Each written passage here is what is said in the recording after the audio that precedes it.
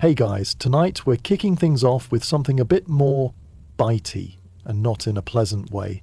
We're stepping into the chilling, stomach-turning realm of medieval dental practices. Picture an era where teeth were yanked out with iron tools, halitosis was basically universal, and pain relief meant saying a quick prayer and chugging a pint of ale. Before we get too cozy, go ahead and hit that like button and subscribe, but only if you're truly enjoying the content I share.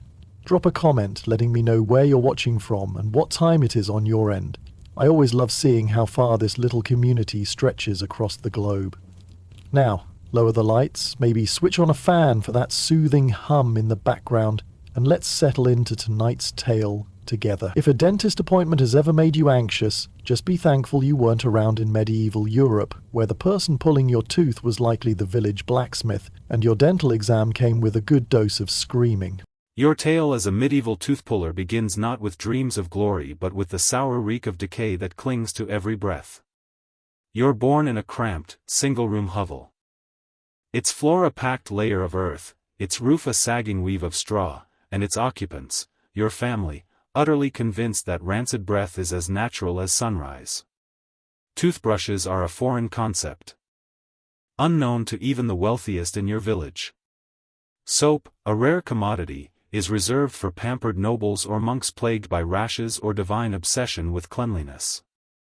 As a babe, you gnaw on hardened bread crusts or tough, dried roots, the only sustenance at hand.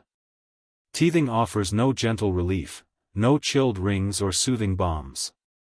Instead, your swollen gums are pacified with rags soaked in bitter ale and hushed prayers muttered by weary kin. They believe your cries signal vigor, a sign you're growing sturdy. In truth, your mouth festers, and your first fragile tooth is likely fated to blacken and rot long before it falls naturally to the dirt. By the tender age of 5, you've witnessed sights that would haunt a grown man. At a communal meal, you see a villager spit a crumbling molar into his palm, shrug, and keep chewing his gruel. Your grandmother, a wiry woman with a face like weathered bark, hoards her extracted teeth in a tattered leather pouch, claiming they bring luck or ward off spirits. Your father's smile is a jagged ruin, a graveyard of chipped and darkened stubs, each tooth a testament to a life of coarse bread and neglect. No one in the village bats an eye, this is simply how mouths are. But the stench, oh! The stench. Every adult's breath carries the foul weight of a cave filled with moldy cheese, soured ale, and unspoken regrets. It's a cloud that hangs over every conversation, every laugh, every whispered secret. Your friends, their mouths equally rank, don't notice the odor. But you, cursed with a sensitive nose, cannot escape it. This keen sense, a cruel twist of fate, is the first whisper that you're destined for a grim calling, the village tooth puller, a role no one envies but all rely upon. At 7, your path is set by a single, gruesome scene. You watch the local blacksmith, a bear of a man with hands like iron, wield a pair of horseshoe tongs to wrench a tooth from a howling villager's jaw.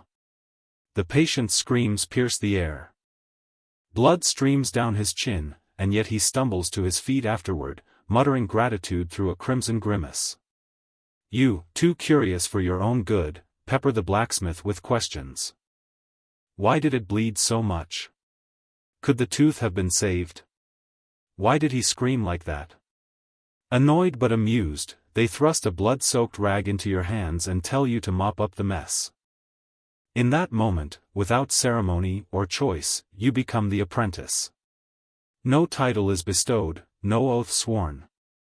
You're simply the child who doesn't flinch at the sight of oozing gums or the sound of cracking bone. The boy who can stomach blood without fainting. The one who knows how to scrub pliers clean and swallow back bile. Your fate is sealed, not with a crown or a sword, but with a stained apron and a destiny as the village's reluctant savior of rotting mouths. In the Middle Ages, dental hygiene is a forgotten myth, buried in the ashes of some long-lost century. If care for teeth ever existed, it died in agony, leaving behind a world where mouths are left to fester. The common folk don't brush, they don't even know what brushing means. If you're wealthy, perhaps a monk or a lord with a penchant for excess, you might chew on a twig or rinse your mouth with sour wine. But for most, teeth are left to nature's mercy, and nature is a cruel mistress. Sugar's role in decay is a mystery. The word enamel might as well be a spell from a sorcerer's grimoire. Peasants, scraping by on bread and gruel, don't indulge in sweets. Their misery the only thing they consume in abundance. Nobles, however, revel in honey-glazed confections and sticky pastries. Their wealth accelerating the rot in their mouths with a kind of aristocratic flair. You, with your sharp eye for the ruin of teeth, begin to see a pattern. Every breath carries the stench of death. A sour miasma of decay that clings to every soul you meet. Halitosis isn't a condition, it's the air you breathe. You learn to speak from a distance, to inhale through your mouth. Which only worsens your own odor, a bitter irony you can't escape. Children lose their teeth young, not from the gentle passage of time but from accidents, infections, or the hidden grit in coarse stone-ground bread. By age 10, most bear gaps in their smiles, dark holes where teeth once stood, now claimed by disease or misfortune. The villagers accept this as they accept fleas in their straw beds or mud caked on their boots. There are remedies, of course, for those who can afford them. A sprig of mint, chewed until it loses flavor, or a splash of vinegar to rinse the mouth, if you're lucky enough to have a coin for such luxuries. But for most, tooth care is a desperate hope that the pain will fade before it creeps into the jaw and brings death's shadow. Gums are ignored, seen as mere flesh, red, swollen, bleeding at the slightest touch. The notion of brushing them gently with soft bristles would sound like heresy, a spell to be whispered only by witches. As a young tooth puller, you observe this carnage with a mix of horror and fascination. You prod teeth with sharpened sticks, learning to distinguish between those that wobble with life and those that cling, dead and decaying. When the elders ask what you'll be when you grow up, your answer is simple yet heavy: the one who makes the screaming stop. In your world, there are only two kinds of smiles, those without teeth and those soon to lose them. Becoming a medieval dentist isn't a choice, it's a descent into necessity. There are no schools, no licenses, no scrolls of wisdom to guide you. You learn by watching pain unfold, by standing in the shadow of suffering. Your mentor is the village barber-surgeon, a man of many trades and bloodier hands.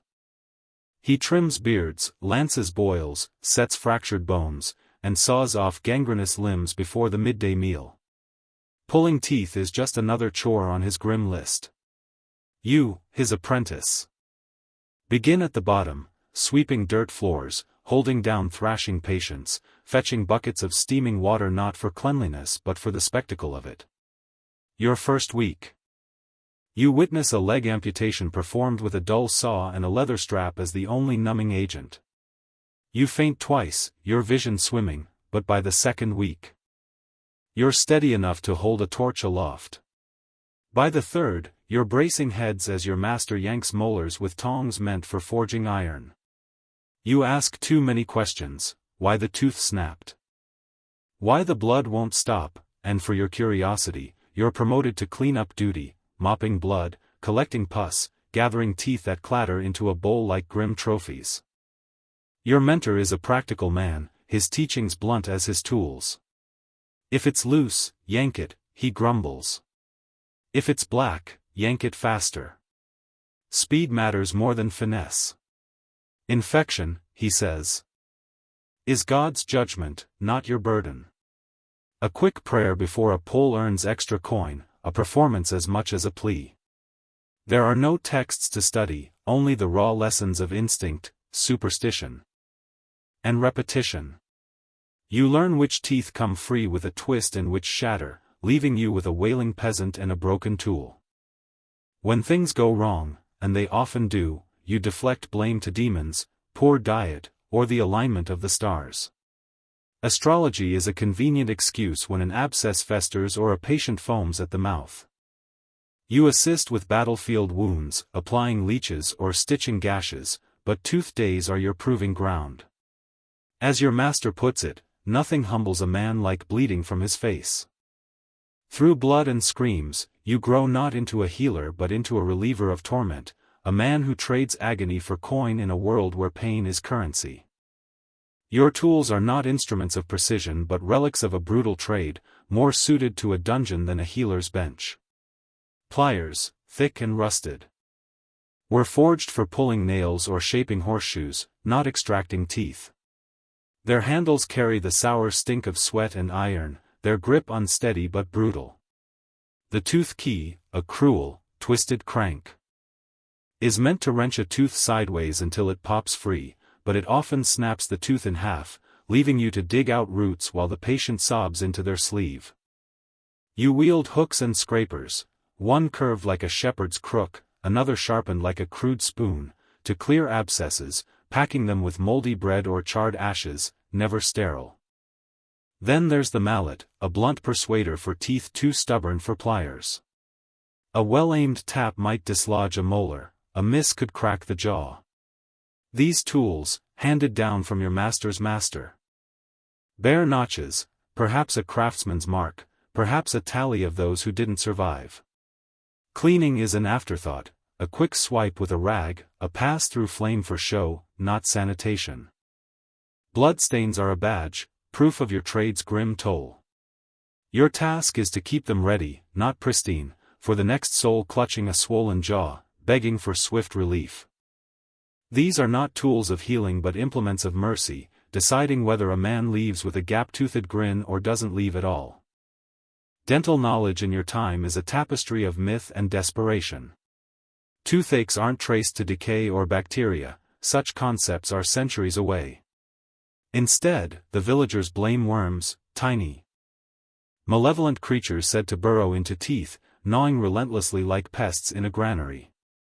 A throbbing molar means a worm is hungry, a cracked tooth means it's had its fill.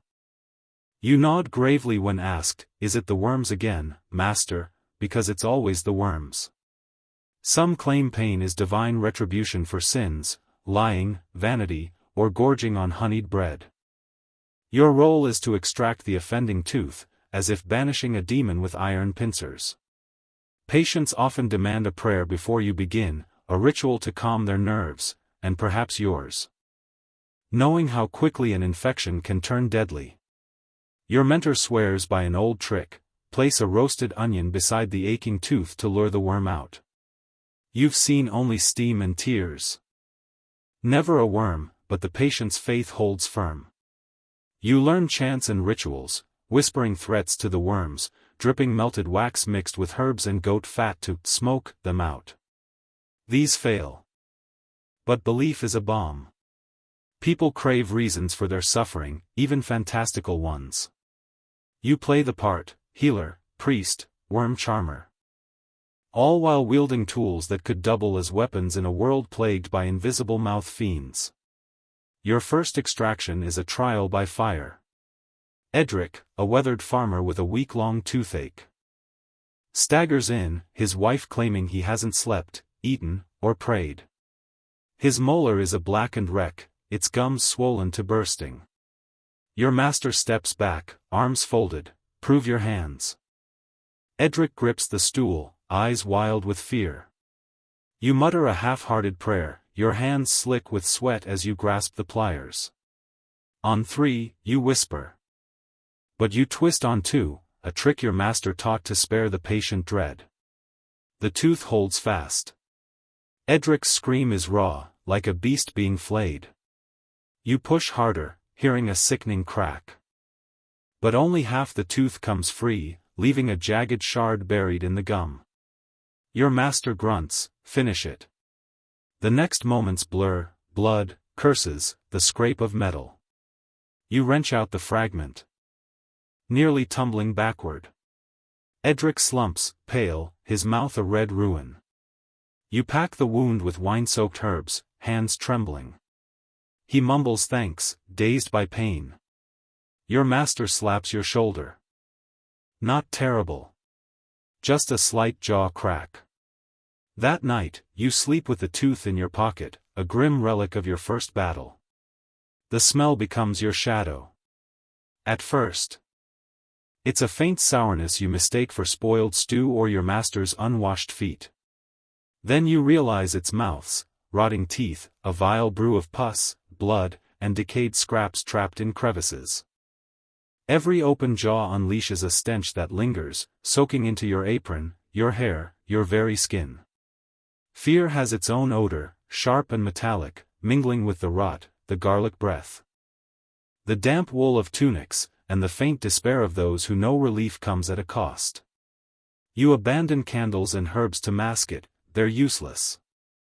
You learn to spot those who'll faint before the pliers touch them, those who'll scream, and those who'll bolt. You keep a rope for the runners. Some teeth crumble like moldy bread. Others are blackened ghosts of past feasts, harbingers of future infections. You catch fainting heads, work through vomit, and ignore the curses that paint you as a demon or butcher. The smell marks you as an outcast. Villagers step back when you pass, children weep at your shadow. A merchant you saved in the market covers his nose. You carry the reek of every mouth you've braved. A badge you can't wash away. Mouths are no longer parts of people, they're battlefields, scarred and broken. Each patient's jaw is a catastrophe, blackened stumps, cracked molars, exposed nerves. Gums like overripe fruit. Some teeth sway with a breath, others shatter at the lightest touch.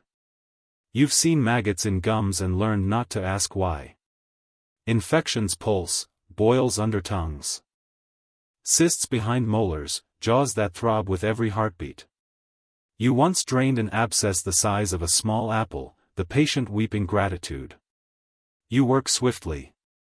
Not for skill but to escape the horror. These aren't dental visits but desperate triage. You remove, scrape, and pray, your bucket filling with teeth by midday, their stench heavier than their weight. You recognize people by their mouths, the smith's tongue abscess, the baker's bleeding gums, the widow's scattered roots. Sometimes, a patient's jaw mirrors your own, a throbbing molar that haunts your nights. You're no longer just the healer of ruined mouths, you're a casualty, dreading your own turn in the chair. Screams are your trade's anthem, ringing off stone and timber like a hymn of anguish. High-pitched wails, guttural moans, they blend into the rhythm of your work. You once offered comfort, a damp cloth, a murmured lie that it wouldn't hurt. That stopped after your fifth pull, when a man bit through your glove and wept through the ordeal. Now, you offer no false promises. Your only anesthetic is a swig of wine, your only aid a neighbor to pin the patient down. You wedge open the mouth, locate the tooth, and twist or bash it free. Ignoring pleas to forgotten saints. Some scream before you start, others freeze in silent terror.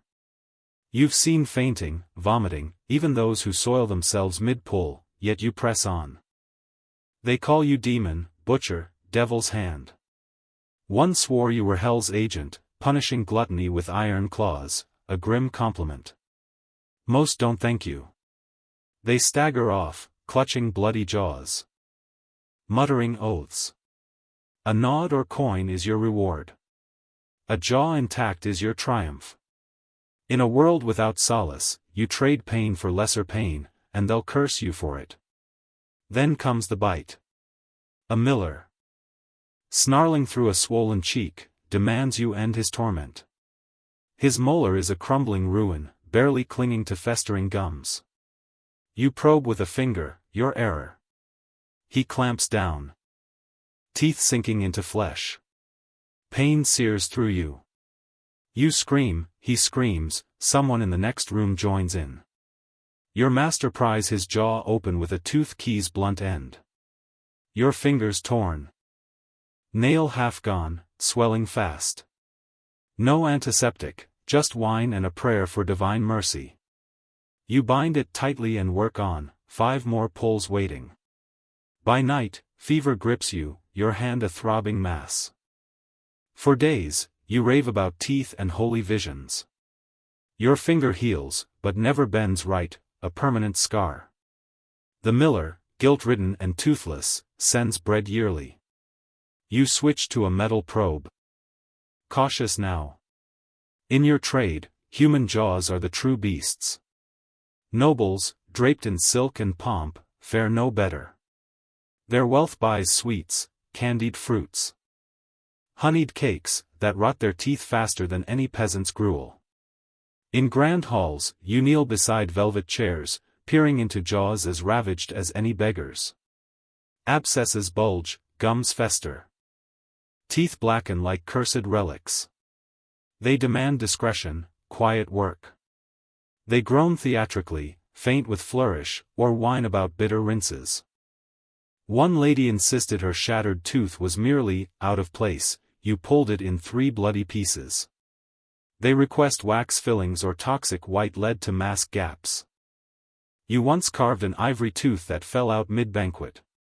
Their payments are rich, coins, cloaks, even a ring, but they expect flattery and secrecy.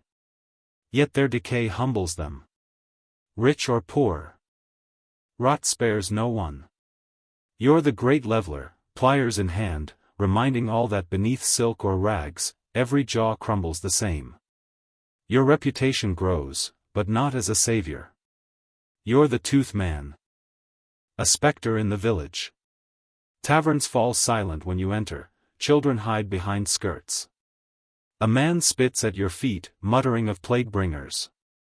Another wears a charm to ward off your curse. You're a necessary evil, like drought or taxes. Patience come only when pain outweighs terror, trembling at your door. Your pliers spark dread. You try gentleness. But it's futile, screams follow success or failure. Save a life, it's forgotten, botch a pull, it's legend. Boys trail you, chanting rhymes about stolen teeth. You laugh, but it stings. You wanted to ease suffering, not inspire fear. Yet fear brings swift payment and obedience. When an abscess fells someone, you're called, not trusted, but needed. You're not loved, but etched in their bones. When the plague sweeps through, teeth take a backseat to survival. The Black Death chokes the village with fevered corpses, but you're still summoned.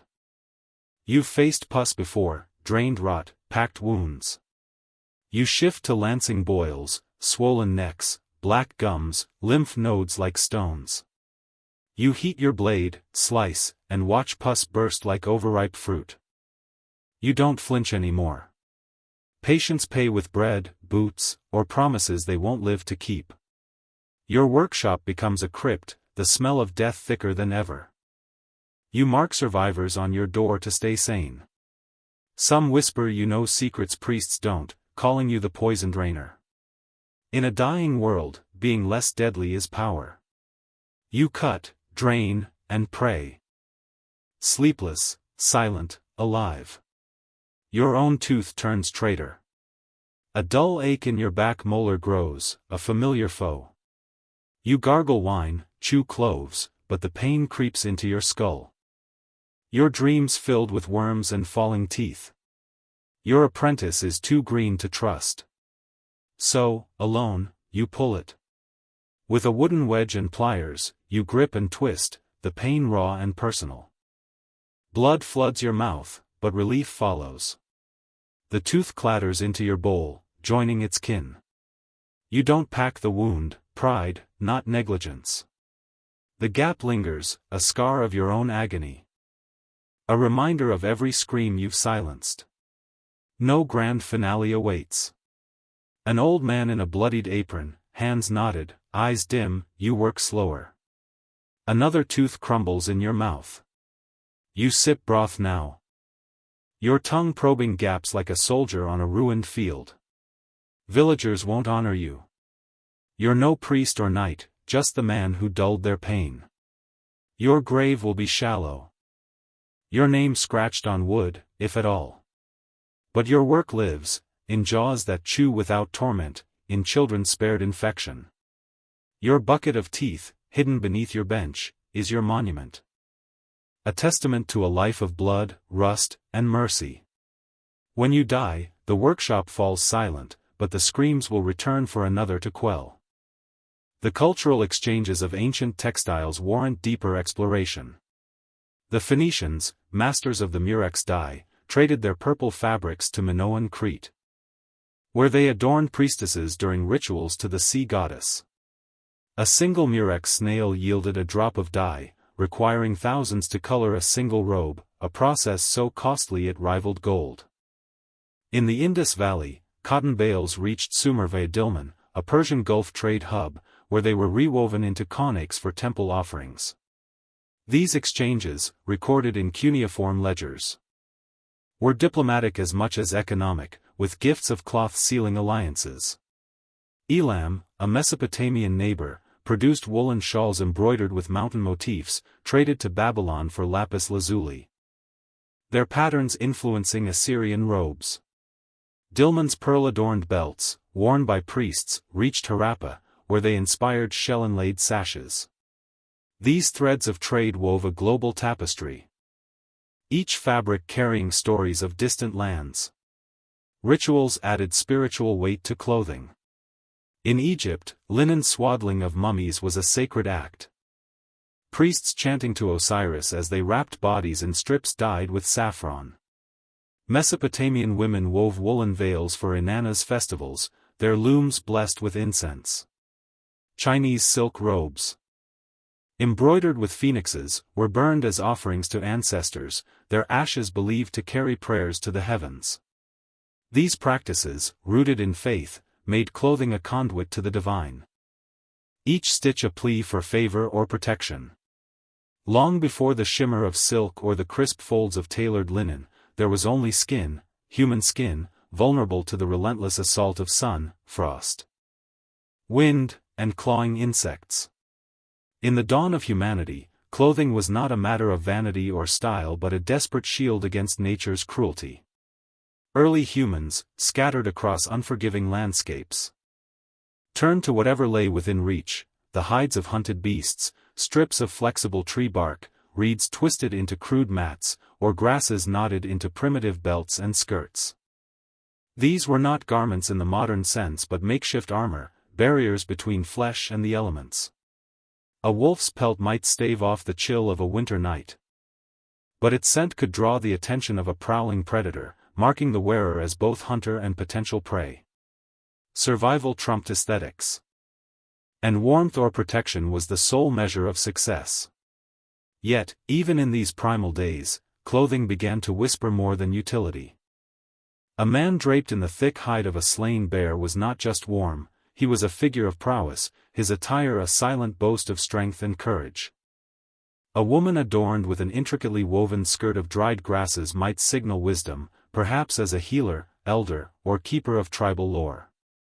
These early coverings, crude as they were, took on symbolic weight, hinting at status, role, or deeds. Archaeological traces, such as bone needles unearthed from caves dating back nearly 40,000 years, reveal that humans were already stitching animal skins into fitted shapes, crafting garments with deliberate care. This was no mere necessity but a spark of ingenuity, a sign of thoughtfulness that marked the human spirit. As our ancestors migrated across diverse terrains, icy tundras, blistering deserts, humid jungles, their attire evolved to meet the demands of climate and survival. In frozen regions, layered furs and tightly bound wrappings insulated fragile bodies against biting cold. In scorching lands, loosely draped fabrics allowed air to cool sweat-soaked skin. Clothing was not just a covering, it was humanity's first technology, a quiet revolution woven from fiber, fur, and the relentless drive to endure, laced with a nascent pride in appearance. In ancient Egypt, linen emerged as the fabric of eternity, a material so integral to life and death that it seemed spun from the gods themselves. Unlike the heavy wool or delicate silk of other lands, linen, light, breathable, and perfectly suited to the Nile's searing heat, defined Egyptian fashion for millennia. Crafted from the flax plant, linen was no simple cloth. Its creation was a labor of devotion. Farmers harvested flax under the relentless sun, soaked the stalks in river water to soften them, then beat and combed the fibers into submission. Spinners twisted these strands into fine threads, and weavers wove them into smooth, airy sheets, sometimes so fine they shimmered like gossamer. This was not casual wear but a prized commodity. Its production a testament to Egypt's agricultural and artisanal prowess. Pharaohs donned linen robes, their folds meticulously pleated to signal divine authority. Priests, guardians of sacred rites, wrapped themselves in the purest white linen, shunning animal-derived wool or leather to maintain ritual purity. Even the dead were clothed in linen, mummified in layer upon layer of carefully prepared wrappings, their bodies preserved for the afterlife in fabric that ensured their identity endured beyond the grave. Linen was more than cloth, it was a language of status and spirituality. The elite flaunted semi-sheer tunics, often bleached to a radiant white, a color tied to purity and the gods' favor. These garments, pleated or adorned with subtle embroidery, hung in graceful folds, their translucence a bold display of wealth and refinement. Common laborers, toiling in fields or quarries, wore simpler kilts, little more than a linen cloth wrapped around the waist and secured with a knotted belt, yet even these bore the cool elegance of flax. Children ran bare until puberty, their nakedness a practical choice in the heat, but their first linen garment marked a rite of passage, a step toward adulthood. Jewelry completed the ensemble, broad collars of faience beads, gold amulets shaped like scarabs or ankhs, and sandals woven from reeds or leather. Nobles enhanced their appearance with wigs, their hair adorned with perfumed cones that melted in the heat of banquets, releasing fragrant oils. Priests, bound by strict codes, wore only the finest linen, their attire a barrier between the sacred and the profane. Even slaves, tasked with menial labor, were clad in rough linen suited to their work, though without the adornments of the free. Egypt's linen revolution was not just about comfort but about identity, ritual, and a cultural aesthetic that flowed as smoothly as the Nile itself, stitching the living and the dead into a seamless tapestry of eternity. While Egypt wove its legacy in flax, Mesopotamia cloaked itself in wool, a fabric as raw and vital as the fertile lands between the Tigris and Euphrates. In the city-states of Sumer, Akkad, Babylon, and Assyria, wool was not merely clothing but the pulse of an economy, a currency of trade, and a sacred offering to the gods. Sheep roamed the plains in vast flocks, their fleece a resource so central that temple complexes operated like textile empires, managing shearing, spinning, and weaving with bureaucratic precision. Wool clothed kings and commoners alike, its weight and texture a testament to Mesopotamia's pastoral wealth. The quintessential garment for men was the khanaks, a wraparound skirt or tunic crafted from tufted wool, its shaggy surface resembling an untrimmed pelt. In its earliest forms, the khanaks was a practical choice, offering warmth and durability, but over centuries it evolved into a ceremonial robe, its tufted texture stylized to signify prestige. Kings and deities were depicted in khanaks, their garments a visual declaration of divine favor and earthly power. Women wore draped robes, often extending to the ankles with one shoulder exposed, a style that balanced practicality with elegance. These garments were not sewn like Egyptian linen but wrapped and pinned, their form shaped by the wearer's artistry rather than a tailor's needle. Status was woven into the details. Elites donned fine wool dyed in rich hues, deep indigo, vibrant crimson, or earthy ochre, often fringed or embroidered with geometric patterns. Laborers and servants wore coarser versions, their wool unrefined but sturdy. Wide belts or girdles, crafted from leather or woolen cords, cinched these garments, serving both function and display. Some belts bore bronze studs or cuneiform inscriptions, marking the wearer's name, prayers, or allegiance to a god. Headwear was equally significant. Men sported conical caps, headbands, or turbans, each style signaling profession or rank. Soldiers wore simple leather caps, while priests and kings adorned elaborate headdresses woven with gold thread. Jewelry completed the look: earrings, Bracelets, and necklaces of gold, silver, lapis lazuli, or carnelian, even the poorest wearing a single bead for protection. Children often went unclothed until a certain age. Modesty, a fluid concept in a society where survival often outweighed decorum. Mesopotamia's woolen attire was not just fabric but a declaration of power, piety, and the intricate social order of the world's earliest urban civilizations. In the Indus Valley, a quiet revolution unfolded in cotton.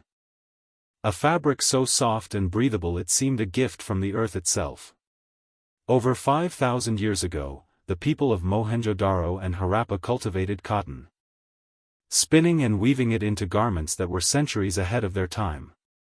Unlike the heavy wool of Mesopotamia or the labor-intensive linen of Egypt, cotton was a marvel of simplicity. Perfectly suited to the humid, sweltering climate of what is now Pakistan and northwest India. Archaeological finds, terracotta figurines, seal impressions, and rare textile fragments reveal a society that prized cleanliness, functionality, and understated elegance. Men wore short kilts or wrapped cloths tied at the waist, their simplicity allowing ease of movement in bustling urban centers. Women draped longer garments, often over one shoulder, in a style that foreshadowed the modern sari. Their folds graceful yet practical for daily tasks. Cotton's production was a testament to Indus ingenuity. Farmers tended cotton fields, harvesting bolls that were ginned, carded, and spun into fine threads. Weavers crafted these into smooth fabrics, likely dyed with natural pigments like indigo, turmeric, or madder root, all abundant in the region. The resulting garments were not ostentatious but refined, their clean lines reflecting a society that valued hygiene and order. Figurines depict women adorned with stacks of bangles, earrings, and beaded necklaces, their hair braided or pinned with decorative combs. Excavations have uncovered cosmetic jars and mirrors, hinting at grooming rituals that complemented their attire. The famous dancing girl bronze, dating to 2500 BCE, captures this ethos. Bare but for a few bangles, her confident pose radiates a cultural ease with minimalism and grace. Indus fashion avoided the grandeur of Mesopotamian robes or Egyptian pleats, favoring practicality and local resources. There was no waste, no excess, just well-crafted cloth that fit seamlessly into a disciplined, urban life. In the quiet streets of Harappa, clothing spoke softly but carried the weight of a civilization far ahead of its peers. On the island of Crete, the Minoans transformed clothing into a vibrant performance, a dance of color and motion that captivated the Mediterranean world. Rising around 2000 BCE, Minoan fashion was not about mere survival but about expression, ritual, and sheer visual splendor. Men wore loincloths or short kilts, often cinched with patterned sashes that emphasized the waist, their torsos bare to the warm climate. But it was the women's attire that stole the spotlight, as seen in the vivid frescoes of Knossos. They wore fitted bodices, corset-like tops that cinched the waist and left the breasts exposed, a bold choice, likely tied to fertility rituals or social status. These were paired with flounced, tiered skirts, sometimes bell-shaped, that swayed dramatically with every step, especially during the athletic dances and religious ceremonies for which Minoans were renowned. These garments were not static, they were kinetic, designed to move with the body. Each fold and layer a choreography of fabric. Minoan textiles, likely linen or fine wool, burst with color, bright blues, fiery reds, golden yellows, and deep purples, dyed with plant-based pigments and possibly imported madder or saffron. Decorative borders, embroidered with spirals or marine motifs, added flair, while the weave itself might incorporate rare threads traded from distant shores. Minoan tailors were sculptors, crafting garments that accentuated form and motion. Both men and women wore jewelry, necklaces of gold and turquoise, bracelets, and dangling earrings, while hair was styled with care, curled, braided, or crowned with headdresses for sacred rites. Even children were dressed thoughtfully, their attire reflecting age and role. Women's prominence in Minoan art suggests their clothing signified more than beauty, perhaps authority or divine connection. In Crete, fashion was not woven on looms but staged as living art. Every hem a brushstroke in a civilization that danced through history. In ancient China, clothing was a philosophy, a hierarchy, and a tool of imperial command, with silk as its shimmering heart. Born from the humble silkworm, silk was so revered that legend claimed it was a divine gift, unraveled by Empress Lezu when a cocoon fell into her tea around 2700 BCE. Its production was a closely guarded secret, revealing its methods a crime punishable by death. By the Shang and Zhou dynasties, silk was the hallmark of Chinese sophistication, its light, luminous texture ideal for the nation's varied climates. Spinners reeled delicate filaments from boiled cocoons, weaving them into fabrics that held dye with unparalleled brilliance, imperial yellows, scholars' blues, courtiers' reds, each hue woven with dragons, clouds, or waves to signify rank. Clothing was a rigid code, emperors wore dragon robes, their intricate patterns reserved for royalty.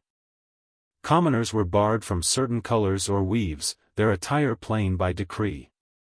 The Han dynasty, 206 BCE, 220 CE, elevated silk to a global force, trading bolts along the Silk Road, a route named for this prized commodity. Silk became a diplomatic tool, offered to nomads or sent as tribute to forge alliances. Chinese garments featured wide-sleeved robes, sashes, and layered skirts, their cut and fold, left over right, reflecting Confucian ideals of order and harmony. Women wore high-waisted skirts with flowing sleeves, their hair adorned with jade pins or floral combs. Men's robes emphasized grace, their length signaling humility.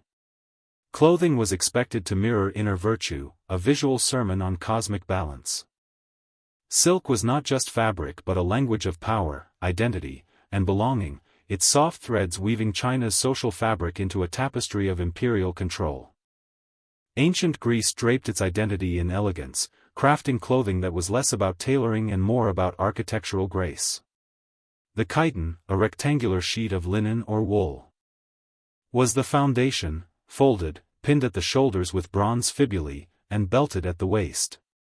Men wore it knee-length, women ankle-length, its versatility suiting all ages and occasions. Over this, a himation, a heavier cloak, was draped over one shoulder, lending dignity to philosophers, statesmen, or mourners.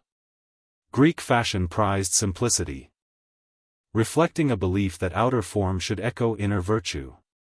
Athens celebrated modesty, Sparta embraced austerity, its men cloaked in coarse red wool, barefoot to emphasize discipline. Yet simplicity did not mean dullness. Wealthy Greeks wore chitons dyed in saffron, indigo, or crimson, embroidered with meander patterns or mythic scenes. Women adorned their hair with ribbons or tiaras, men groomed beards with rhetorical pride. Footwear was optional, sandals for travel, bare feet for temples. Clothing was a dialogue with society, its folds speaking of nobility, grief, or madness, a philosophy woven into every drape.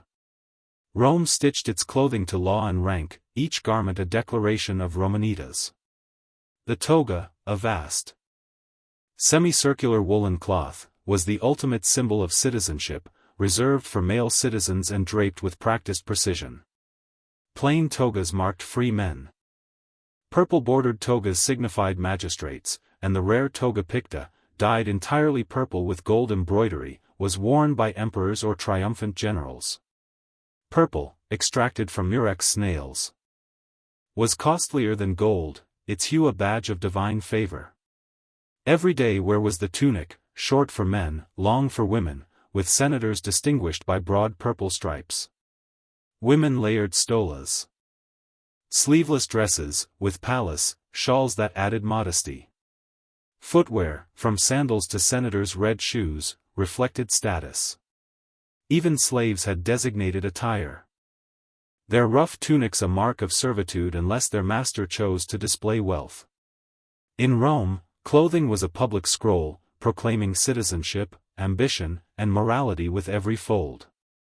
As Rome's togas unraveled, the so-called barbarians, Goths, Franks, Celts, Saxons, wove the future of European fashion. Their woolen cloaks, trousers, and long-sleeved tunics were built for the cold, muddy north, prioritizing warmth and mobility.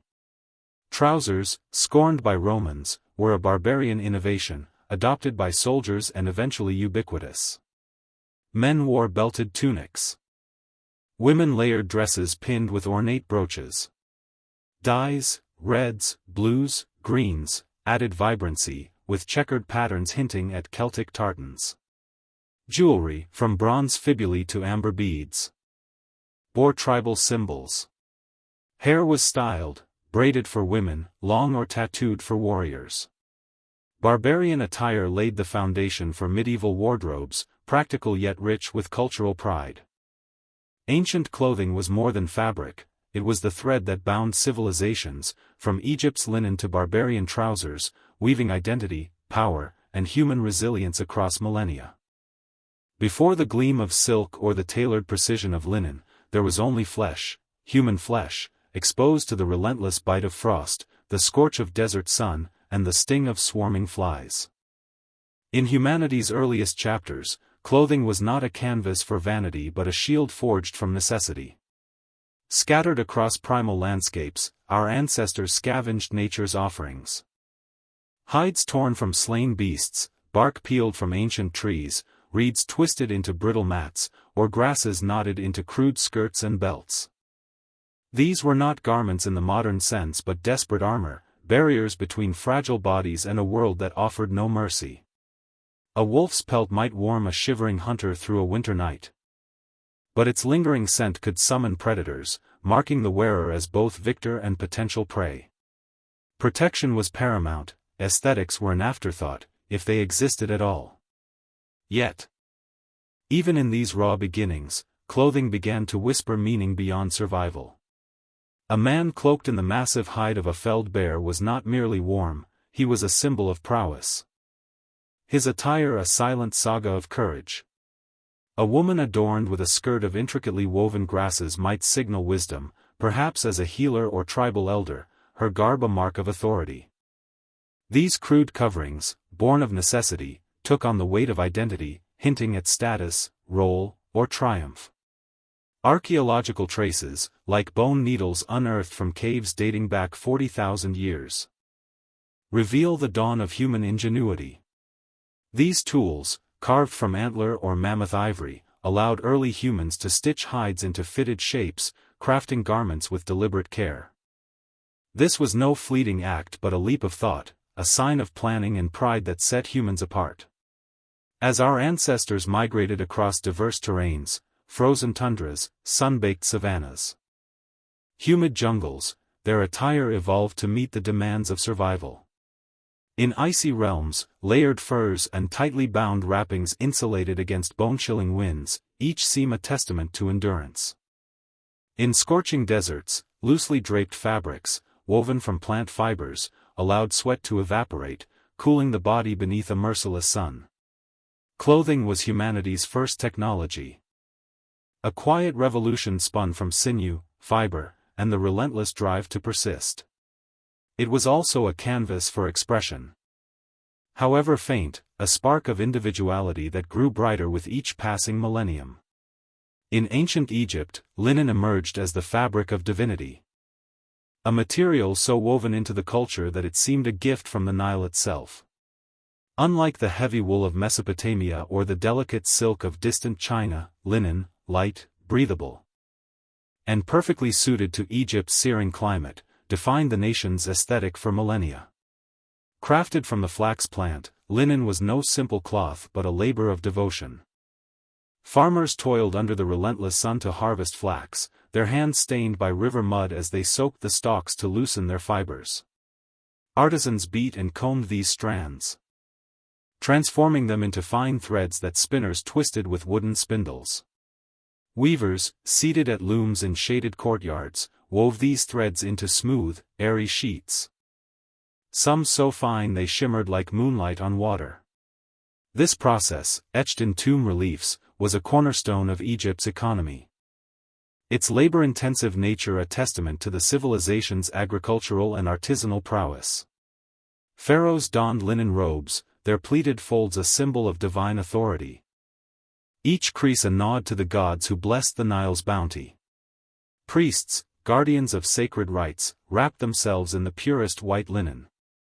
Shunning animal-derived wool or leather to maintain ritual purity, their attire a barrier between the mortal and the divine. Even the dead were clothed in linen. Their bodies mummified in layer upon layer of carefully prepared wrappings, ensuring their souls carried Egypt's elegance into eternity. Linen was a language of status, spirituality, and identity. The elite flaunted semi-sheer tunics, often bleached to a radiant white that gleamed under the sun, a color tied to purity and divine favor. These garments, pleated or adorned with subtle embroidery, hung in graceful folds, their translucence a bold display of wealth and refinement. Nobles wore broad collars of faience beads, gold amulets shaped like scarabs or ankhs, and sandals woven from reeds or leather, their attire completed by wigs adorned with perfumed cones that melted during banquets, releasing fragrant oils. Common laborers, toiling in fields or quarries, wore simpler kilts, little more than a linen cloth wrapped around the waist and knotted with a cord, yet even these bore the cool elegance of flax. Their practicality a nod to Egypt's unforgiving climate. Children ran bare until puberty, their nakedness a sensible choice in the heat, but their first linen garment marked a rite of passage. A step toward adulthood and responsibility. Priests, bound by strict codes, wore only the finest linen, their robes a testament to their role as intermediaries with the gods. Slaves, tasked with menial labor, donned rough linen suited to their work, though without the adornments of the free. Linen's versatility made it universal, but its presentation, fine or coarse, pleated or plain, spoke volumes about rank and purpose. Egypt's linen revolution was not just about comfort but about weaving a cultural identity that flowed as smoothly as the Nile, stitching the living and the dead into a seamless tapestry of eternity. Mesopotamia, by contrast, cloaked itself in wool, a fabric as vital as the rivers that cradled its civilization. In the city-states of Sumer, Akkad, Babylon, and Assyria, wool was not merely clothing but the lifeblood of an economy, a currency of trade, and a sacred offering to the gods. Vast flocks of sheep roamed the plains, their fleece a resource so central that temple complexes operated like textile empires, managing shearing, spinning, and weaving with bureaucratic precision. Wool clothed kings and commoners alike, its weight and texture a testament to Mesopotamia's pastoral wealth.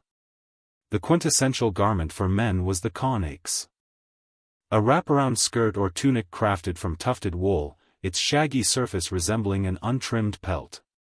In its earliest forms, the khanaks was a practical choice, offering warmth and durability for shepherds and warriors.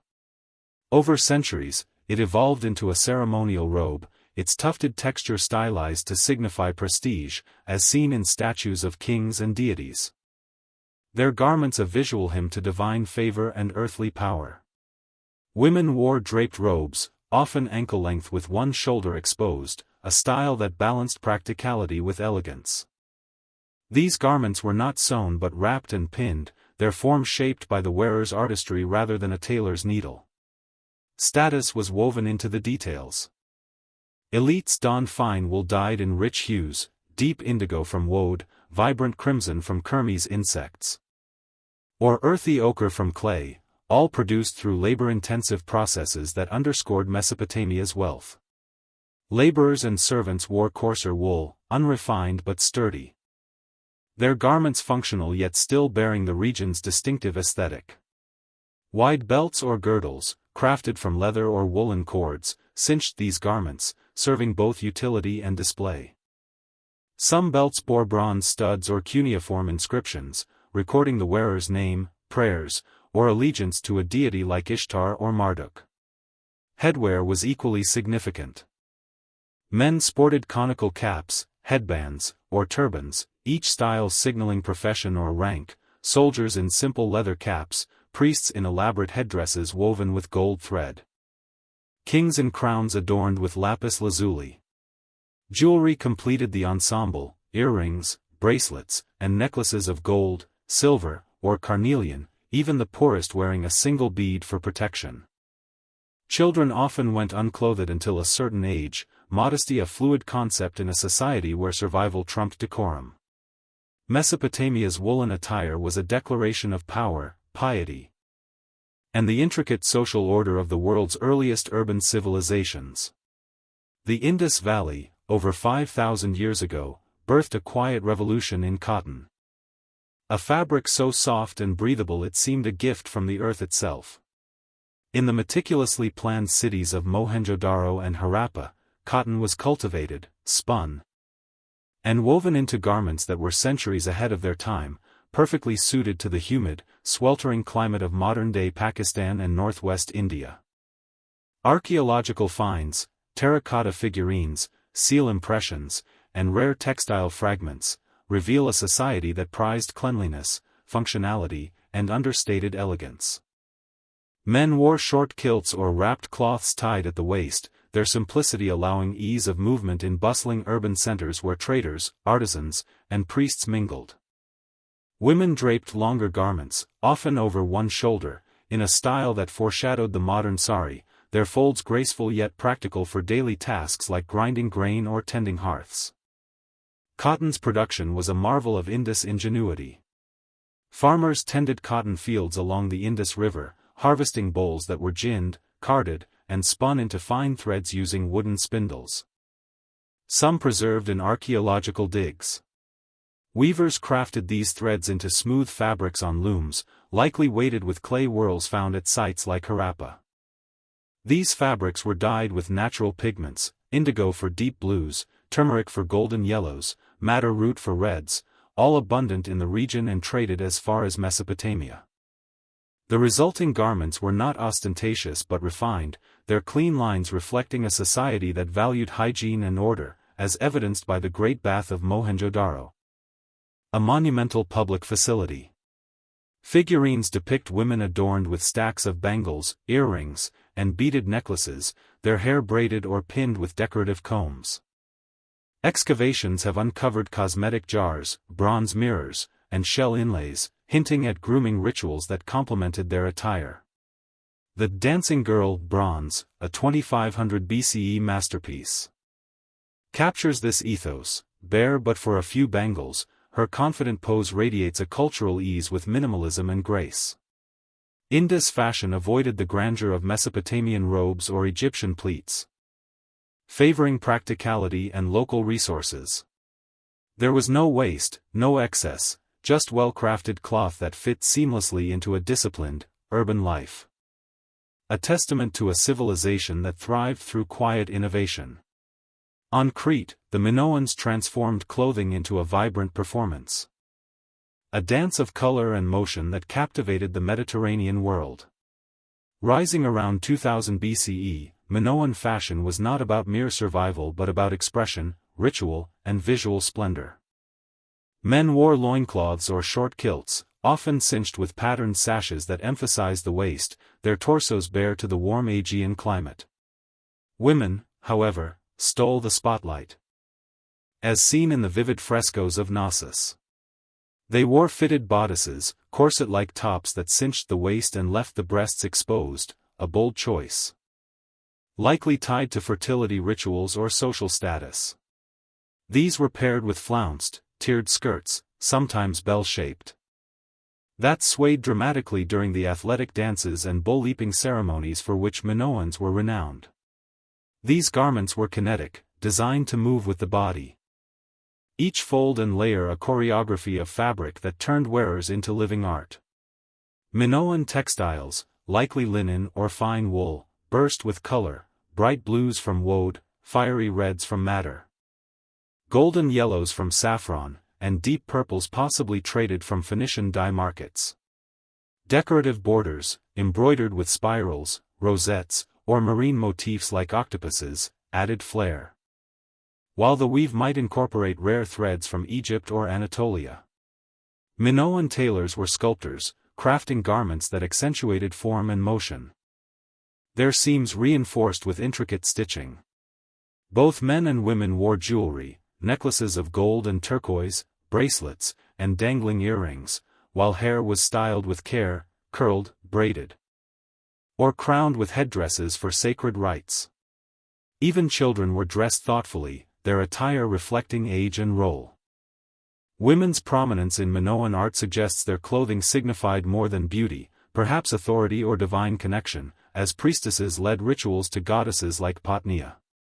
In Crete, fashion was not woven on looms but staged as a performance, every hem a brushstroke in a civilization that danced through history. In ancient China, clothing was a philosophy, a hierarchy, and a tool of imperial command, with silk as its shimmering heart. Born from the silkworm, silk was so revered that legend attributed its discovery to Empress Lezu, who unraveled a cocoon in her tea around 2700 BCE. Its production was a closely guarded secret, revealing its methods a crime punishable by death. By the Shang and Zhou dynasties, silk was the hallmark of Chinese sophistication, its light, luminous texture ideal for the nation's varied climates.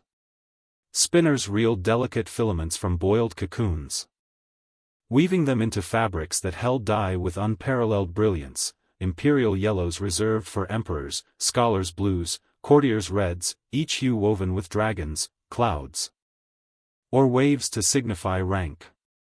Clothing was a rigid code, emperors wore dragon robes, their intricate patterns a divine mandate, commoners were barred from certain colors or weaves, their attire plain by decree to reflect Confucian humility.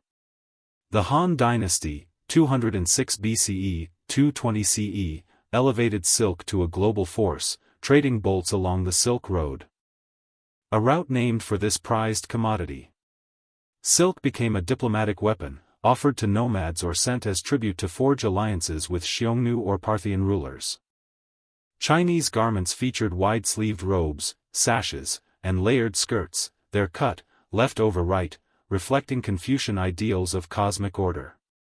Women wore high-waisted skirts with flowing sleeves, their hair adorned with jade pins or floral combs. Men's robes emphasized grace, their length signaling humility. Clothing was expected to mirror inner virtue, a visual sermon on balance and hierarchy. Silk was not just fabric but a language of power, identity, and belonging, its soft threads weaving China's social fabric into a tapestry of imperial control. Ancient Greece draped its identity in elegance, crafting clothing that was less about tailoring and more about architectural grace. The chiton, a rectangular sheet of linen or wool, was the foundation, folded, pinned at the shoulders with bronze fibulae, and belted at the waist. Men wore it knee-length, women ankle-length, its versatility suiting all ages and occasions. Over this, a himation, a heavier cloak, was draped over one shoulder, lending dignity to philosophers, statesmen, or mourners. Greek fashion prized simplicity, reflecting a belief that outer form should echo inner virtue. Athens celebrated modesty, Sparta embraced austerity, its men cloaked in coarse red wool, barefoot to emphasize discipline. Wealthy Greeks wore chitons dyed in saffron, indigo, or crimson, embroidered with meander patterns or mythic scenes. Women adorned their hair with ribbons or tiaras. Men groomed beards with rhetorical pride. Footwear was optional, sandals for travel, bare feet for temples. Clothing was a dialogue with society, its folds speaking of nobility, grief, or madness. A philosophy woven into every drape.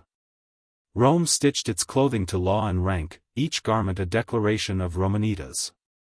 The toga, a vast, semicircular woolen cloth, was the ultimate symbol of citizenship, reserved for male citizens and draped with practiced precision. Plain togas marked free men, purple-bordered togas signified magistrates. And the rare toga picta, dyed entirely purple with gold embroidery, was worn by emperors or triumphant generals. Purple, extracted from murex snails, was costlier than gold. Its hue a badge of divine favor. Every day wear was the tunic, short for men, long for women, with senators distinguished by broad purple stripes. Women layered stolas, sleeveless dresses, with palace shawls that added modesty. Footwear, from sandals to senators' red shoes, reflected status. Even slaves had designated attire. Their rough tunics a mark of servitude unless their master chose to display wealth. In Rome, clothing was a public scroll, proclaiming citizenship, ambition, and morality with every fold. As Rome's togas unraveled, the so-called barbarians, Goths, Franks, Celts, Saxons, wove the future of European fashion. Their woolen cloaks, trousers, and long-sleeved tunics were built for the cold, muddy north, prioritizing warmth and mobility. Trousers, scorned by Romans, were a barbarian innovation, adopted by soldiers and eventually ubiquitous. Men wore belted tunics. Women layered dresses pinned with ornate brooches. Dyes, reds, blues, greens, added vibrancy, with checkered patterns hinting at Celtic tartans. Jewelry, from bronze fibulae to amber beads, bore tribal symbols.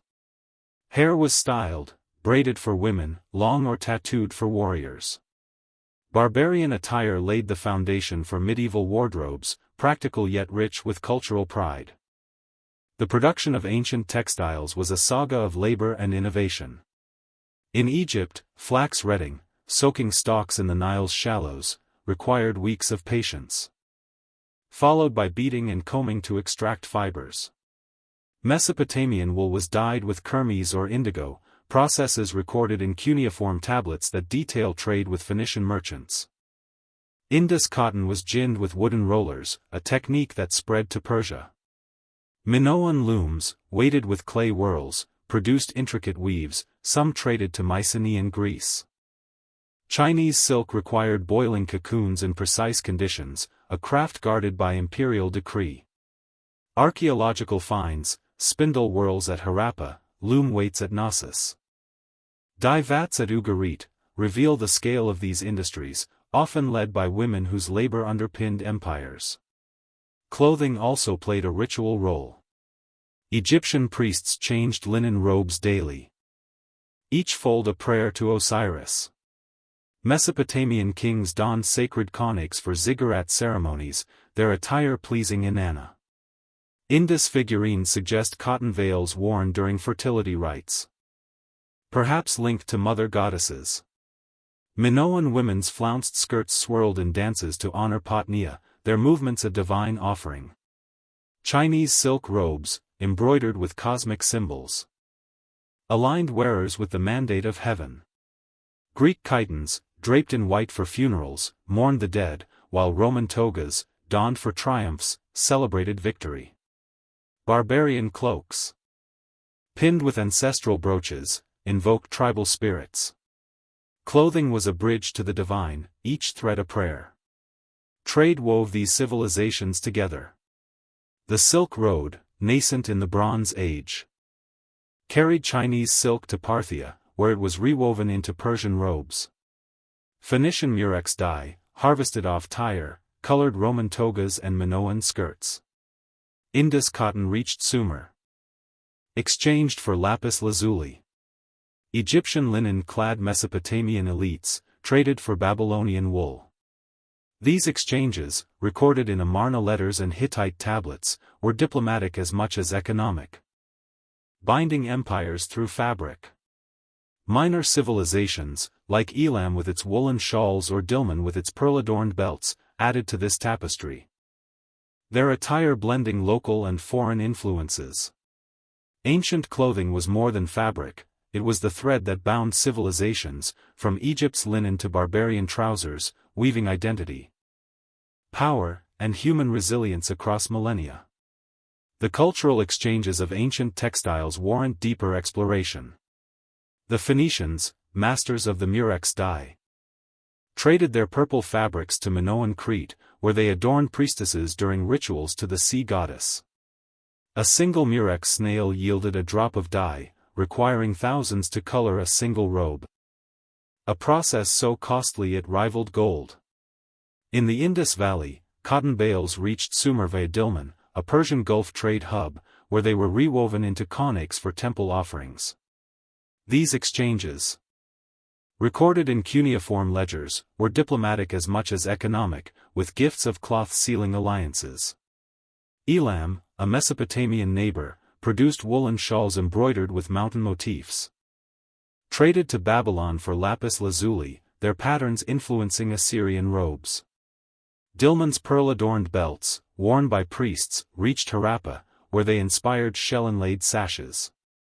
These threads of trade wove a global tapestry, each fabric carrying stories of distant lands. Rituals added spiritual weight to clothing. In Egypt, linen swaddling of mummies was a sacred act. Priests chanting to Osiris as they wrapped bodies in strips dyed with saffron. Mesopotamian women wove woolen veils for Inanna's festivals, their looms blessed with incense. Chinese silk robes, embroidered with phoenixes, were burned as offerings to ancestors, their ashes believed to carry prayers to the heavens. These practices, rooted in faith, made clothing a conduit to the divine. Each stitch a plea for favor or protection.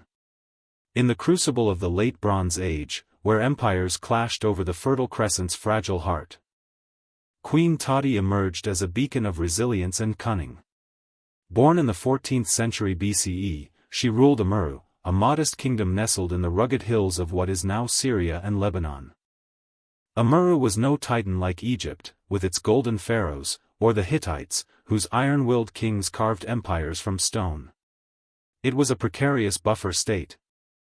A pawn in a high-stakes game of power played by giants. Tati's world was one of whispered alliances, shadowed betrayals, and the ever-present threat of invasion. Whether she ascended through royal birth or a strategic marriage, her early years were steeped in the art of survival. In Amurru, a queen was not a ceremonial figure adorned in idle splendor but a tactician, a weaver of fragile loyalties. Holding together a court of ambitious nobles and wary vassals in a land where every decision carried the weight of life or ruin. The Late Bronze Age was a tapestry of ambition and chaos. Its threads pulled taut by competing powers. Amurru sat at a crossroads, caught between Egypt's fading dominion in the Levant, the crumbling Mitanni kingdom to the east, and the rising Hittite empire under the relentless Suppiluliuma I. To the south, city-states like Byblos and Tyre jostled for favor, while nomadic raiders and internal dissent simmered within Amurru's borders. Tati's court was a microcosm of this turmoil. Envoys from foreign powers demanded tribute, spies lingered in the shadows, and local chieftains nursed grudges against their neighbors. Her role, whether as regent, co-ruler, or widowed queen, required a mind sharp enough to navigate this labyrinth. The Amarna Letters, a cache of diplomatic tablets from Egypt's 18th dynasty, hint at Amurru's pivotal yet perilous position, with pharaohs like Akhenaten raging at its shifting allegiances. Tati's name, preserved in Hittite archives, marks her as a rare woman whose influence transcended the anonymity that cloaked most of her peers, suggesting she was no mere consort but a linchpin in her kingdom's survival. Amurru's rulers faced an unforgiving choice: swear fealty to Egypt, align with the ascendant Hittites, or gamble on neutrality, a path that invited annihilation. The stakes were existential. Egypt, though weakened by internal strife and the religious upheavals of Akhenaten's reign, still wielded economic might, its grain and gold flowing through trade routes that Amurru guarded. The Mitanni, once a regional power, were buckling under Hittite assaults, their collapse leaving a vacuum that threatened smaller states. The Hittites, under Suppiluliuma's iron grip, were a juggernaut, their chariots and disciplined armies sweeping through Syria with terrifying precision. For Tati, every decision was a tightrope walk. Loyalty to Egypt risked Hittite wrath. Submission to the Hittites could alienate Egyptian allies and local elites still tied to the pharaoh's coffers. Neutrality, while tempting, was a fantasy in a world where inaction was seen as defiance. Her name's presence in Hittite records, a rarity for any woman, let alone one from a minor kingdom, suggests she played an active role. Perhaps as a regent steering Amurru through a succession crisis, or as a widowed queen consolidating power after her husband's death. The pivotal moment came with Amurru's defection to the Hittite fold, a diplomatic earthquake that reshaped the Levant's balance of power. Suppiluliuma, a master of conquest and coercion, sought to dominate Syria, breaking Mitanni's remnants and challenging Egypt's grip on its vassals. Tati, likely a central figure in this decision, helped broker a treaty that bound Amurru to the Hittites, trading Egyptian patronage for the promise of protection under Hati's banner. This was no mere formality but a calculated gamble. The Amarna letters capture Egypt's fury, with scribes branding Amurru's rulers as traitors who had given themselves to the enemy. The defection severed trade ties with Egypt, risking economic isolation, and stirred unrest among Amurru's pro-Egyptian factions, who saw their wealth tied to the Nile's bounty. Tati's court would have buzzed with tension, nobles plotting rebellion, priests invoking gods to avert disaster, and Hittite envoys demanding assurances of loyalty. Her diplomacy was a delicate dance, balancing the demands of a foreign overlord with the need to unify her fractured people. Under Hittite hegemony, Tati's role grew even more complex. Suppiluliuma was no distant patron. His empire demanded tribute in gold, grain, and soldiers, as well as absolute fidelity.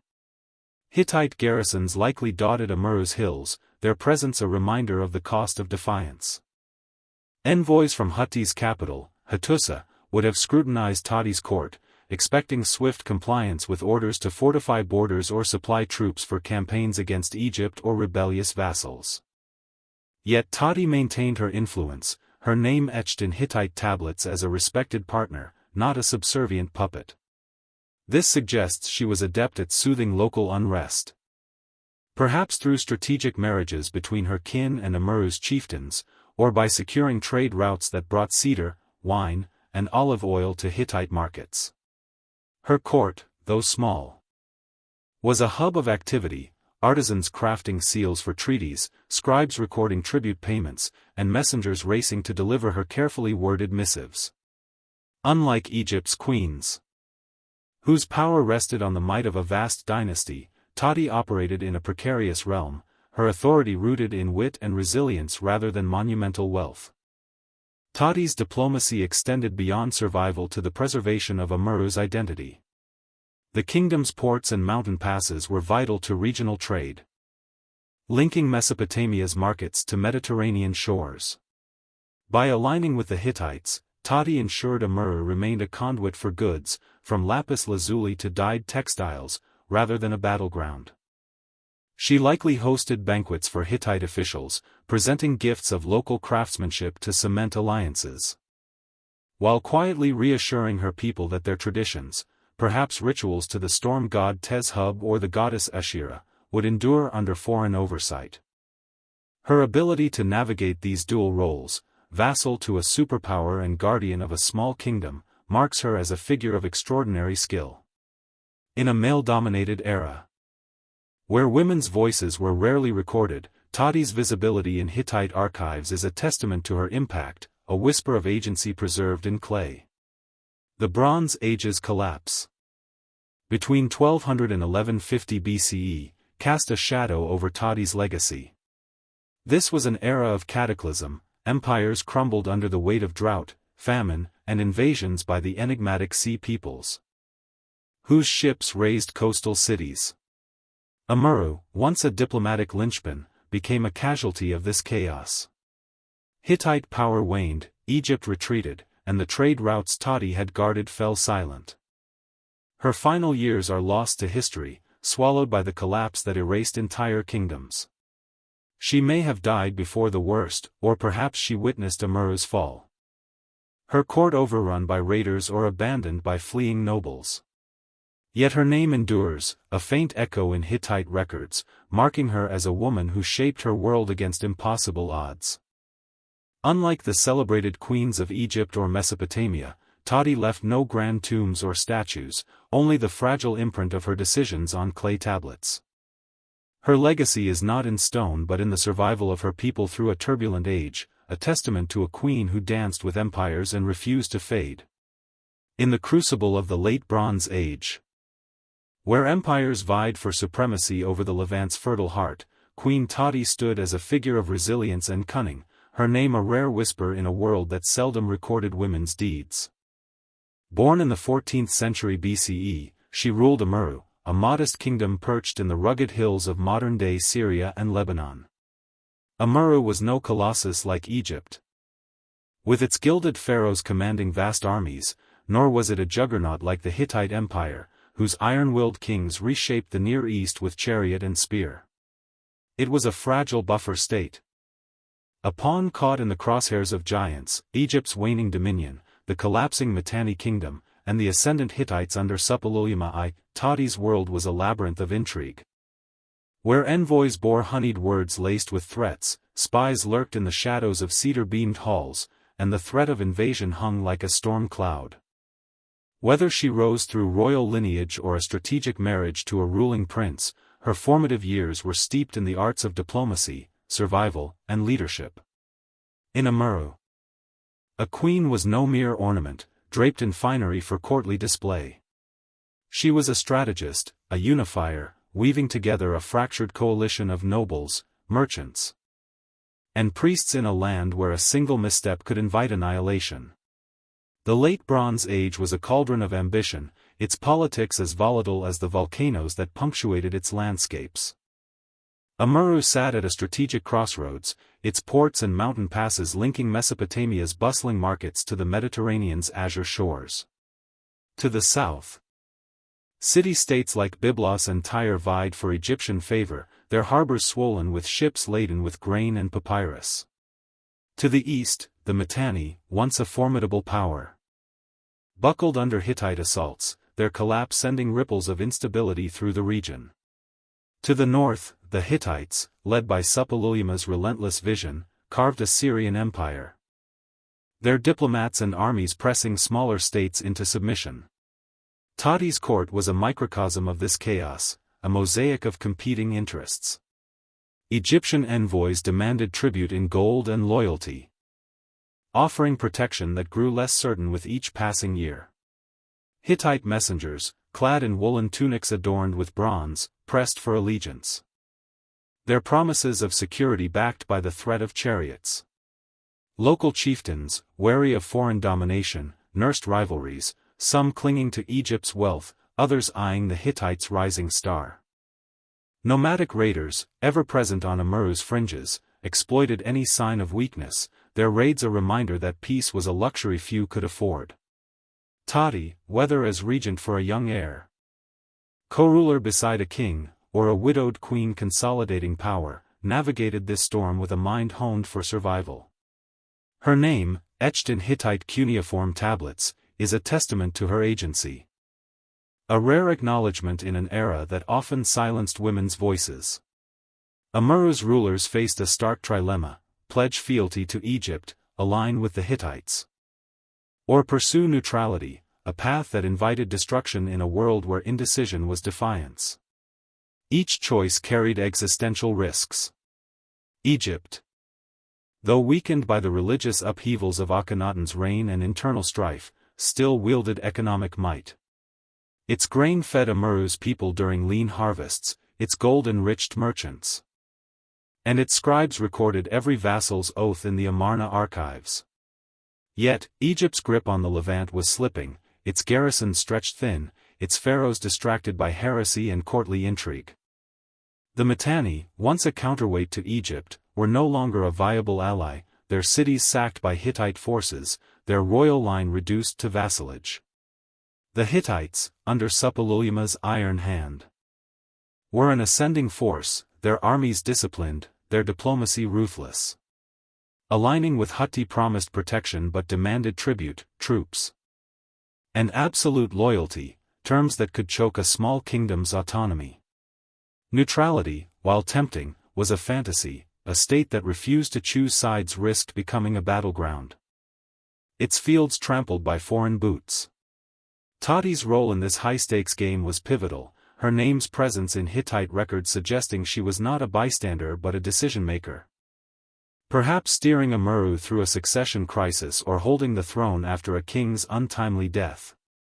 The turning point came with Amurru's defection to the Hittites. A diplomatic thunderbolt that reshaped the Levant's power dynamics. Suppiluliuma, a master of conquest and coercion, sought to dominate Syria, breaking Mitanni's remnants and prying vassals from Egypt's grasp. Tati, likely a central architect of this shift, helped forge a treaty that bound Amurru to Hutti, trading Egyptian patronage for the promise of Hittite protection. This was no simple pact but a calculated leap into the unknown. The Amarna letters, Egypt's diplomatic correspondence, seethed with outrage, branding Amurru's rulers as traitors who had given their land to the enemy. The defection severed trade ties with Egypt, threatening Amurru's access to grain, papyrus, and luxury goods like faience beads. It also sparked internal dissent, as pro-Egyptian nobles, whose wealth depended on Nile trade, whispered of rebellion. Tati's court would have been a crucible of tension, priests invoking the storm god Tezhub to avert disaster, scribes drafting missives to appease Hittite overlords, and guards watching for signs of treachery. Her diplomacy was a tightrope walk, balancing the demands of a foreign empire with the need to unify her people, many of whom feared the Hittites' iron fist as much as Egypt's fading wrath. Under Hittite oversight, Tati's role grew even more intricate. Suppiluliuma was no absentee lord. His empire demanded tangible loyalty, tribute in gold, cedar, and wine, soldiers for campaigns against Egypt or rebellious vassals, and fortified borders to guard Hutti's southern flank. Hittite envoys, their tablets inscribed with cuneiform demands, likely shadowed Amurru's court, their presence a constant reminder of the cost of defiance. Garrisons may have been stationed in Amurru's hill forts, their bronze-tipped spears a symbol of Hutti's reach. Yet Tati maintained her influence. Her name recorded in Hittite archives as a respected partner, not a mere vassal. This suggests she excelled at managing both external pressures and internal unrest. She may have arranged marriages between her kin and local chieftains, binding fractious clans to her rule. She likely secured trade routes, ensuring Amurru's ports remained open to ships carrying tin from Anatolia or lapis lazuli from distant Afghanistan, goods that enriched her treasury and appeased Hittite demands. Her court, though modest compared to Hattusa's grandeur, was a hub of activity, artisans crafting seals for treaties, weavers producing textiles as tribute, and messengers racing across dusty trails to deliver her carefully worded promises. Tati's diplomacy extended beyond survival to the preservation of Amurru's cultural soul. The kingdom's ports, like Sumer, were vital to Bronze Age trade, linking Mesopotamia's markets to Mediterranean shores. By aligning with the Hittites, Tati ensured Amurru remained a conduit for commerce, not a battlefield strewn with the wreckage of war. She likely hosted lavish banquets for Hittite officials, presenting gifts of cedar carvings or silver vessels to cement alliances, while reassuring her people that their traditions, perhaps rituals to the goddess Asherah or offerings at mountain shrines, would endure under foreign rule. Her ability to balance these roles, vassal to a superpower and guardian of a small kingdom, marks her as a figure of extraordinary finesse. Unlike Egypt's queens, whose power rested on a vast dynasty's might, or Mesopotamia's priestesses, tied to temple wealth, Tati operated in a precarious realm, her authority rooted in intellect and adaptability. In a male-dominated world, where women's contributions were rarely etched in clay, her visibility in Hittite records is a quiet triumph, a testament to her impact. The broader context of Bronze Age diplomacy illuminates Tati's challenges. The Amarna letters reveal a web of communication, with rulers like Ribhadda of Byblos pleading for Egyptian aid against Amurru's defection, accusing its leaders of treachery. These tablets, inscribed in Akkadian, the lingua franca of the era, show Amurru's pivotal role in shifting alliances. Tati's decision to side with the Hittites likely involved complex negotiations. Perhaps mediated by scribes trained in multiple scripts or priests invoking divine approval. She may have corresponded with other female rulers, like Egypt's Nefertiti, who wielded influence during Akhenaten's reign, or Mitanni's Tadahippa, a princess sent to Egypt as a diplomatic bride. Unlike these women, tied to dominant empires, Tati's power was fragile. Her kingdom a linchpin in a collapsing order. Her court likely buzzed with activity, merchants haggling over tin shipments, priests conducting sacrifices to ensure Hittite favor, and spies reporting on Egyptian movements. Tati's ability to manage these threads, while maintaining Amuru's cohesion, suggests a leader of rare skill, her decisions rippling across the Levant. Amuru's economy, tied to trade and agriculture, was another arena for Tati's influence. The kingdom's hills yielded olives and grapes, its forests provided cedar prized by Egyptian shipwrights, and its ports welcomed traders from Cyprus and Ugarit. Tati likely oversaw tribute payments, ensuring Hittite demands were met without starving her people. She may have negotiated exemptions during lean years, citing drought or raids, a delicate task given Suppilulima's intolerance for excuses. Her court would have included scribes skilled in cuneiform, their tablets recording grain yields, ship arrivals, and diplomatic exchanges. Artisans, perhaps trained in Phoenician techniques, crafted goods for Hittite elites, from bronze daggers to dyed wool. Tati's role as economic steward was as crucial as her diplomacy, ensuring Amuru's survival in a world where wealth was power. Religion, too, shaped Tati's reign. Amuru's people worshipped a pantheon blending Canaanite and Hittite deities, Tezhub, the storm god, Ashera, the mother goddess, and perhaps Baal, linked to the sea and sky. Tati likely participated in rituals, offering wine or incense at hilltop shrines to secure divine favor. These ceremonies, attended by priests and nobles, reinforced her authority, casting her as a mediator between gods and mortals. She may have commissioned votive statues or clay tablets inscribed with prayers, some sent to Hittite temples as gestures of loyalty. Her religious role, though speculative, aligns with the era's norms, where rulers were expected to uphold cosmic order. By blending local and Hittite practices, Tati ensured her people's traditions endured, even under foreign dominion. The Bronze Age collapse, between 1200 and 1150 BCE, cast a long shadow over Tati's legacy. This was an era of cataclysm, drought-withered fields, famine-emptied granaries, and the mysterious sea peoples, their origin still debated, raised coastal cities from Ugarit to Gaza. The Hittite Empire crumbled, its capital Hattusa burned. Egypt retreated, its pharaohs unable to stem the tide. Amuru, once a diplomatic fulcrum, became a casualty of this chaos. Its ports fell silent, its trade routes choked with dust. Tati's final years are lost, swallowed by the collapse that erased entire kingdoms. She may have died before the worst, her throne passing to a successor who faced the deluge. Or perhaps she witnessed Amuru's fall, her court overrun by raiders or abandoned by fleeing nobles. Her fate, like so much of her life, is a shadow, known only through the fragile cuneiform that bears her name. Yet Tati's legacy endures, a faint but resilient echo in Hittite archives. Unlike Egypt's Nefertiti, immortalized in stone, or Mesopotamia's Enheduanna, celebrated in hymns, Tati left no grand monuments, no temples to her name. Her triumph was survival. Her kingdom's endurance through a turbulent age a testament to her skill. She was a woman who danced with empires, navigating their ambitions without losing her people's soul. In an era that buried most women's stories, Tati's name survives, a whisper of strength that defies oblivion, her decisions etched not in stone but in the clay of a world remade by her hand. Tati's court life demands vivid detail.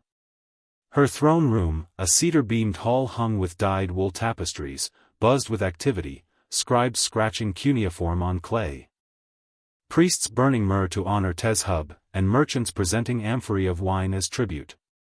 One evening, a Hittite envoy, his bronze armor glinting, demanded 50 talents of cedar for Suppilulima's navy.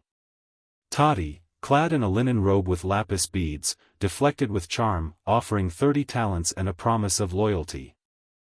Her words a delicate shield against Hutti's might. She likely hosted feasts, serving roasted lamb and barley bread to appease Hittite officials, while her musicians played lyres to mask whispered plots among her nobles. These scenes, though speculative, ground her diplomacy in the sensory world of Amur's court. Her religious role was equally vital. Tati may have led processions to hilltop shrines, offering goats to Asherah for fertile harvests, her presence calming a people wary of Hittite gods. A surviving tablet fragment hints at her commissioning a bronze statue of Baal, sent to Hattusa as a gesture of unity. These acts, blending local and Hittite faiths, reinforced her authority, casting her as a divine intermediary in a turbulent age. Long before dynamite scarred its slopes, Mount Rushmore stood as a silent sentinel in South Dakota's Black Hills. A sacred expanse known to the Lakota Sioux as Pahasapa, the heart of all that is. To the Lakota, these granite peaks were not mere rock but a spiritual nexus, a place of prayer, vision quests, and ancestral connection. The 1868 Treaty of Fort Laramie had promised the Black Hills to the Lakota in perpetuity, a rare victory in a century of broken pledges. Yet, the discovery of gold in the 1870s unleashed a flood of settlers, prospectors, and soldiers, shattering the treaty's ink before it dried. The U.S. government seized the land, leaving the Lakota dispossessed, their sacred hills claimed by a nation hungry for wealth and expansion. By the 1920s, as America emerged from the crucible of World War I, the Black Hills were no longer a frontier but a stage for a new myth. Historian Doane Robinson, a South Dakota native with a flair for boosting local pride, envisioned a monumental carving to draw tourists and cement the state's place in the national story. His idea, to sculpt legendary figures into a mountain, found its champion in Gutzon Borglum, a sculptor whose ambition matched the granite itself.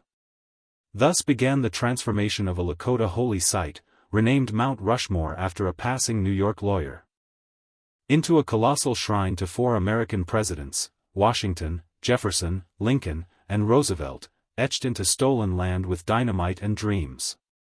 Gutzon Borglum was no ordinary artist. He was a force of nature, a man whose chisel was as much a weapon as a tool. Born in 1867 to Danish immigrant parents in Idaho's rugged frontier, Borglum's life was a tapestry of contradictions: artistic genius, fiery nationalism, and a troubling flirtation with divisive ideologies. Trained in Paris among Europe's sculptural masters, he honed a style that blended classical precision with American bravado. His earlier work on Stone Mountain, Georgia, a massive Confederate memorial tied to the resurgent Ku Klux Klan, ended in scandal when Borglum clashed with his patrons and fled, leaving the project unfinished. Yet, Stone Mountain taught him the art of carving granite on a colossal scale, using dynamite to blast away rock and reveal forms hidden within. At Rushmore, Borglum saw a canvas for immortality, a chance to sculpt not just stone but America's soul. He selected 4 presidents to embody the nation's arc: George Washington, the father of independence; Thomas Jefferson, the voice of liberty; Abraham Lincoln, the savior of union; and Theodore Roosevelt, the architect of modern power. Securing federal funds and New Deal support, Borglum's vision was less about art than mythology, a bid to forge a unified identity for a nation fractured by war and economic strife. Yet, his ties to white supremacist ideals, evident in his earlier works, cast a shadow over his legacy, complicating the monument's meaning even as it rose. The creation of Mount Rushmore, from 1927 to 1941, was a saga of grit, ingenuity, and defiance against nature's unyielding granite. Borglum assembled a crew of roughly 400 workers, miners, blacksmiths, and laborers, many drawn from the Depression's desperate ranks. They dangled from rope harnesses. Hundreds of feet above the valley, wielding jackhammers and chisels in a dance with death. Dynamite was the project's heartbeat, blasting away millions of tons of rock to rough out the president's faces. Workers, exposed to biting winds and scorching summers, shaped delicate features, Washington's stern brow, Lincoln's soulful eyes, with tools better suited to forging steel than sculpting art. Miraculously, no lives were lost, a testament to Borglum's obsessive planning and the crew's raw skill. The Great Depression choked funding, forcing Borglum to lobby tirelessly, framing Rushmore as a patriotic necessity. Washington's face emerged first in 1930, a 60-foot symbol of the Republic's birth. Unveiled to cheering crowds. Jefferson's followed, but unstable rock forced a redesign, shifting his position and delaying progress. Lincoln, Borglum's personal hero, was carved with particular care. His gaze a silent plea for unity. Roosevelt, a friend of Borglum's, embodied the brash optimism of the new century, though his inclusion sparked debate over his historical weight. To the Lakota, Rushmore was not a monument but a desecration, a wound carved into their spiritual heartland. The Black Hills seizure was a betrayal etched in blood. Compounded by the choice of presidents, Washington and Jefferson, who endorsed policies displacing native peoples, Lincoln, who oversaw executions of Dakota warriors, and Roosevelt, who dismissed indigenous claims with imperialist zeal. The Lakota were neither consulted nor compensated during Rushmore's creation, their protests drowned out by the roar of dynamite. In the 1970s, Lakota activists occupied the monument, demanding the return of Paha Sapa, a call that persists today. The 1980 Supreme Court ruling acknowledged the Black Hills theft, offering $102 million in compensation, which the Lakota refuse, insisting on land, not money. To them, Rushmore is a symbol of broken promises, its granite face is a mockery of sovereignty. Yet, to millions of Americans, it stands as a pilgrimage site, drawing nearly 3 million visitors annually to marvel at its scale and salute its ideals. The tension between these truths, pride for some, pain for others, defines Rushmore's place in the national psyche. Borglum's death in March 1941 halted the project's momentum. His grand vision included not just the faces but a hall of records. A vault carved into the mountain to hold America's founding documents, a testament for future civilizations. Only a rough chamber was completed, its entrance sealed after Borglum's passing. His son, Lincoln Borglum, took up the chisel, finishing Roosevelt's face and refining details before funds and wartime priorities ended the work in October 1941. The monument, though incomplete, was declared finished, its scale, each face as tall as a 6-story building, ensuring its permanence. Rushmore's granite, resistant to erosion, will endure for millennia, a fact Borglum relished, imagining his work outlasting empires. Today, Mount Rushmore is a paradox, a testament to America's triumphs and its unresolved sins. For some, it's a shrine to democracy, its faces gazing eastward as if blessing the nation's journey. For others, particularly the Lakota, it's a scar, a reminder of stolen land and silenced voices. Borglum's artistry, inseparable from his nationalist fervor, crafted a monument that both unites and divides. Its legacy evolves with each generation, debated in classrooms, protested on its slopes, and photographed by tourists unaware of the history beneath the stone. Rushmore is not just a carving but a mirror, reflecting a nation still grappling with its story. Its granite eyes fixed on an uncertain horizon. Worker life at Rushmore deserves more color. The camp, a sprawl of tents and wooden shacks, smelled of pine and sweat. Its nights alive with laughter and harmonica tunes. Workers like Joe Connolly, a miner-turned-carver, earned scars from flying shale, his hands wrapped in rags to grip the jackhammer. Pay disputes flared in 1933, with workers striking for a 10-cent raise, only to be quelled by Borglum's promise of legacy over coin. Lakota resistance, beyond the 1970s. Included a 2004 protest where activists draped a banner reading, "Return Paha Sapa," over Lincoln's face, arrested before dawn. Modern debates, fueled by posts on X. Propose reinterpreting Rushmore as a site of reconciliation, with some suggesting a Lakota cultural center nearby. These details humanize the monument's story, grounding its grandeur in struggle and dissent.